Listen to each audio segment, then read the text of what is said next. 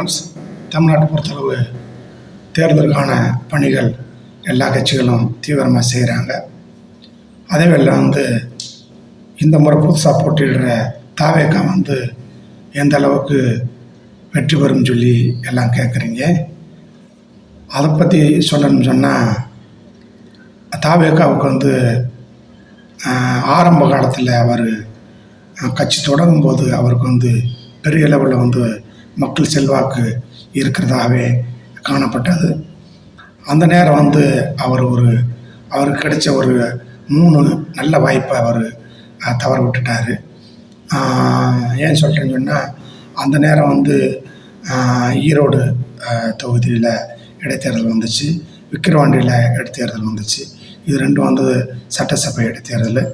அதில் அவர் கலந்து அவர் கட்சியை பங்கெடுக்க செய்து அதில் நிச்சயம் அவர் அந்த நேரம் பெரிய அளவில் வெற்றி பெற்றிருக்க முடியும். அதன் மூலம் மக்கள் மத்தியில் பெரிய அளவில் அவர் பேசப்பட்டிருக்கலாம். அவர் கட்சிக்கும் ஒரு பெரிய அங்கீகாரம் கிடைச்சிருக்கும் மக்கள் மத்தியில். அதை விட்டுட்டு அதுக்கடுத்து லோக்சபா தேர்தல் வந்துச்சு. அதுலேயும் அவர் போட்டியிட மறுத்துட்டார். நினச்சேன்னா இறங்குனா நேரடியாக சட்டசபை பொது தேர்தலில் இறங்குவேன், நேரடியாக சிஎம்க்கு போவேன் அப்படின்னு சொல்லி ஒரு பிடிவாதமான போக்கில் அவர் இருந்துட்டார். இல்லை அவர் இருந்தாரா, இல்லை அவரை சுற்றி இருக்கிற ஒரு 10 பேர் அவரை தவறாக வழிநடத்திட்டாங்களான்னு ஒன்றும் புரியலை. அதற்கு பின்னால் அவருக்கு இறங்குமுகமாக தான் இருந்துச்சு. நீங்கள் ஒன்று யோசித்து பார்க்கணும். இது ஏன் அவருக்கு அதுக்கு பின்னாடி வச்சு சொல்கிறேன்னு சொன்னால், ஒரு குளத்தில் மீன் பிடிக்கிறதுக்கும் அதே இதில் போய் ஒரு கடலில் மீன் பிடிக்கிறதுக்கும் ரொம்ப வித்தியாசம் இருக்குது. குளத்தில் மீன் பிடிக்கல எப்படின்னாலும் அவருக்கு மீன் கண்டிப்பாக கிடைக்கும். ஏன்னா சின்னதாக இடம், அதில் பிடிக்கிறதுல ஒன்றும் சிரமம் இருக்காது. அப்படி தான் இடைத்தேர்தலுங்கிறது. இடைத்தேர்தலில் கண்டிப்பாக அவர் வின் பண்ண முடியும். ஏற்கனவே திண்டுக்கல் தொகுதியில் புதுசாக கட்சி ஆரம்பித்த எம்ஜிஆர் அவர்களை அதில் டக்குனு இடைத்தேர்தலில் போட்டிட்டு எத்தனையோ எதிர்ப்புகளுக்கு மத்தியில், ஆளுங்கட்சியோட எதிர்ப்புகளுக்கு மத்தியில் அவர் கண்டிப்பாக அந்த இதில் ஜெயித்தார்.